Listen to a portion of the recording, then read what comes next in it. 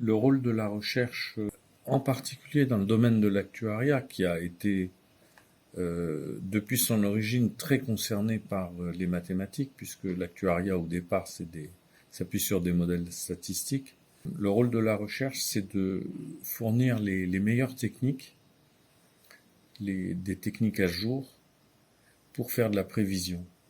Et dans ces 10 dernières années ou 20 dernières années, il y a eu des progrès phénoménaux dans les outils de prévision qui en fait s'appuient sur, alors ce que pas mal de gens appellent aujourd'hui l'intelligence artificielle, on pourrait dire tout simplement l'informatique. Les machines, les ordinateurs sont devenus extrêmement puissants et du coup, il est possible de résoudre des modèles extrêmement complexes qu'on ne pouvait pas résoudre il y a 20 ans, dans des temps, disons, des temps suffisamment courts pour que des professionnels soient intéressés par le résultat. Vous voyez, si on vous dit, oui, la machine peut vous dire le temps qu'il fera demain, mais il faut attendre 3 jours pour qu'elle vous donne la réponse, c'est pas très intéressant en fait. Si je vous dis, dans 20 minutes, vous pouvez savoir le temps qu'il fera demain, ça peut être obtenu que avec des bons modèles et des machines assez puissantes, eh bien vous allez être intéressé. C'est ce qui se passe aujourd'hui dans l'actuariat. Premièrement, il y a des calculs, une puissance de calcul jamais connue par l'espèce humaine qui sont disponibles dans votre téléphone en fait. Le téléphone avec lequel là vous enregistrez a 4 processeurs, un quadriprocesseur. Quand j'ai commencé à faire de la recherche, pour avoir accès à un ordinateur qui était un quadriprocesseur, il fallait être l'armée américaine. Pourtant, je suis pas si vieux, c'est dans les années 80. Vous voyez, vous avez dans la main quelque chose qui est plus puissant que le plus gros ordinateur dans les années 80. Donc, ça veut dire qu'avec un bon laptop, on a déjà des puissances de calcul phénoménales. Ça, c'est le premier élément, c'est le calcul.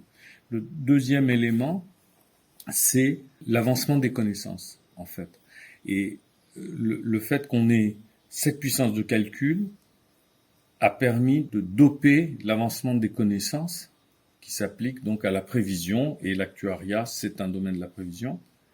Et le dernier point, et pas le moins important, c'est l'accessibilité des données. Aujourd'hui, on a des capteurs partout. Encore une fois, votre téléphone est un capteur. Google se rémunère en simplement voyant comment vous vous déplacez et en vendant ces déplacements à des gens qui font du marketing, etc. D'accord ? Donc les données, tout génère des données aujourd'hui. On s'en rend pas vraiment compte et c'est toute une économie de la donnée. Ouais. Toutes ces données, cette quantité énorme de données, la puissance informatique puissante que je vous ai indiquée permet de la traiter alors qu'on ne pouvait pas avant, en temps court, et les modèles sophistiqués qu'on a créés permettent de traiter ces données. Donc en fait, l'actuariat aujourd'hui a complètement muté parce qu'il y a énormément de données disponibles, alors que, par exemple, les actuaires, au début du siècle, ils avaient juste les tables de mortalité pour décider du risque, par exemple, quand on parle d'assurance vie.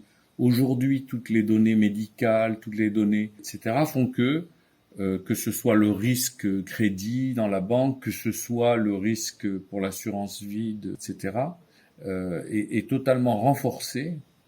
Et donc, il y a un changement de paradigme dans le métier. Et nous, les universités, c'est notre rôle. Et les chercheurs, c'est notre rôle. Et la particularité de l'UM6P, qui en fait un établissement pionnier dans le monde, c'est que on a pris un chemin inverse. C'est-à-dire, on part des problèmes concrets pour aller vers les théories.